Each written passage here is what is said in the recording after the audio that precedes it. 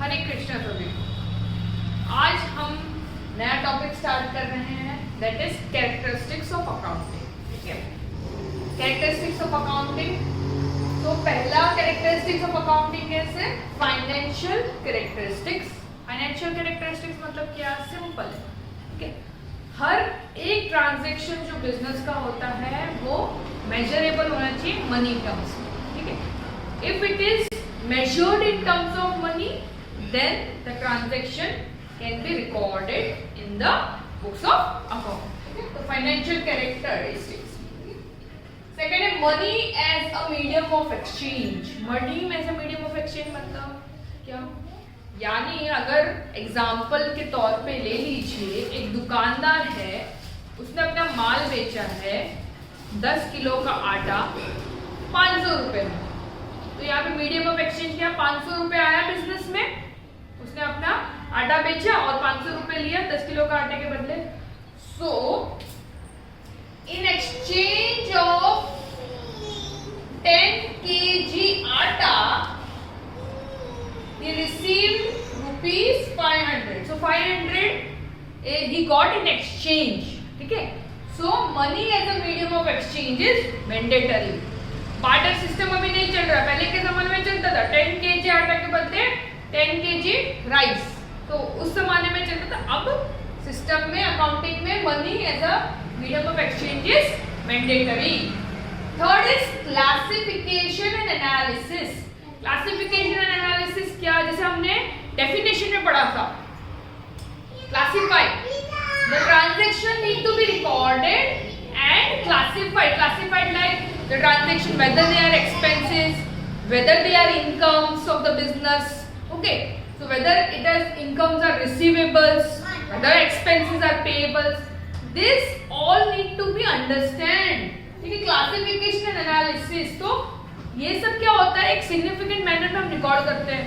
ठीक है, significant manner मैंने बताया था, स्टैंडर्ड होता है अकाउंटिंग के, कुछ स्टैंडर्ड्स होते हैं, रूल्स होते हैं, डेबिट क्रेडिट रूल्स रेगुलेशंस होते हैं। ठीक है, उसके अकॉर्डिंगली हम रिकॉर्ड कर सकते हैं ताकि हम उसको एनालाइज कर सकते हैं, समझ सके। एंड में जो समरी बनाते हैं, पीएनएल, बैलेंस शीट, जो आगे जाके पढ़ेंगे, तो प्रॉफिट एंड लॉस, बिजनेस में मुनाफा हुआ है कि नुकसान हुआ है, क्या हुआ है बिजनेस में, वो कब जानेंगे? जब हमारा रिकॉर्डिंग प्रॉपरली हो, क्लासिफिकेशन प्रॉपरली हो, ग्रुपिंग प्रॉपरली की गई हो, उसके बाद ही। Interpretation and of transaction. So interpretation मतलब क्या?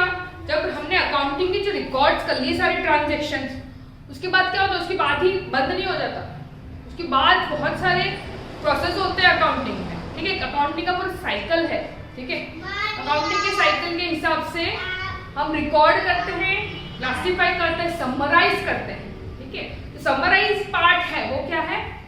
फाइनेंशियल स्टेटमेंट, जहाँ पे ट्रेडिंग अकाउंट, पीएनएल अकाउंट बनता है, बैलेंस शीट बनता है, जिससे हम इंटरप्रीट कर सकते हैं कि बिजनेस में क्या हुआ है, मुनाफा हुआ है, नुकसान हुआ है, बिजनेस की परिस्थिति क्या है, इकोनॉमिक कंडीशन क्या है बिजनेस का। इससे क्या होता है? जो बाहर के लोग हैं, जब इन्वेस्टर्स हो गए, उसको बिजनेस में पैसा लगाना है, तो वो क्या करेगा? बिजनेस का रिपोर्ट पढ़ेगा। एनुअल रिपोर्ट जो होता है, बैलेंस शीट वगैरह जिसमें दिया जाता है, पीएनएल दिया जाता है, बिजनेस का क्या है, परिस्थिति क्या है, बिजनेस का इकोनॉमिक कंडीशन क्या है, बिजनेस की कमाई ज्यादा है क्या, बिजनेस का एक्सपेंस ज्यादा है। लगा लीजिए, अगर बिजनेस में आपने खर्चा किया है 5 करोड़ का, लेकिन आपकी कमाई खाली 1 करोड़ है उस साल की।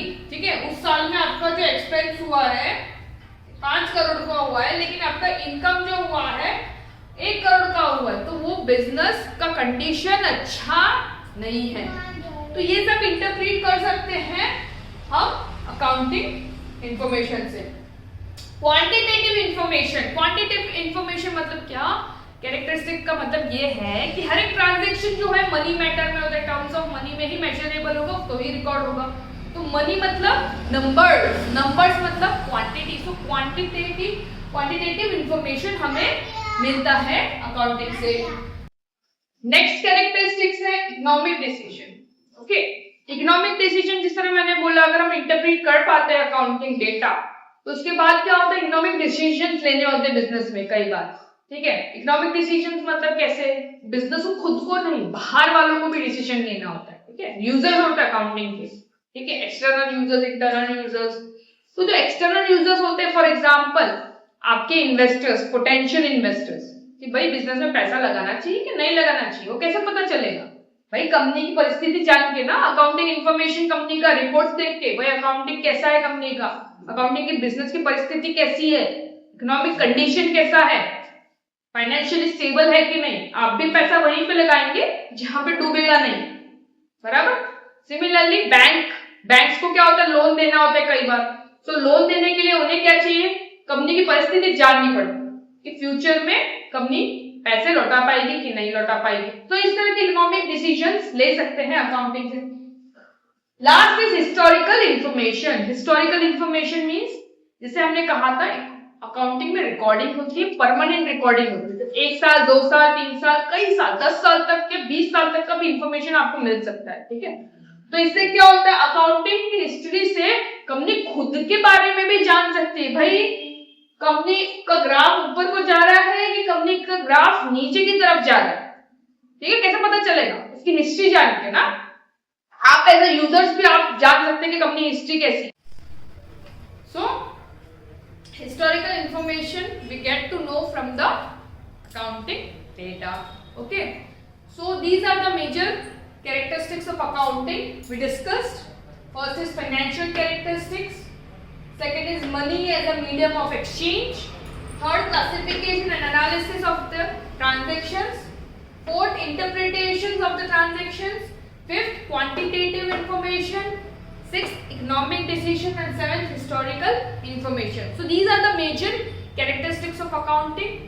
अगर आपको इसी तरह के और अकाउंटिंग के टॉपिक जानने हैं तो प्लीज लाइक कीजिए, सब्सक्राइब कीजिए और कमेंट बॉक्स में मुझे कमेंट कीजिए कि कौन सा अकाउंटिंग का टॉपिक आपको जानना है, तो उस टॉपिक पे मैं वीडियो बनाने का पूरा प्रयास करूंगी। तब तक के लिए हरे कृष्ण।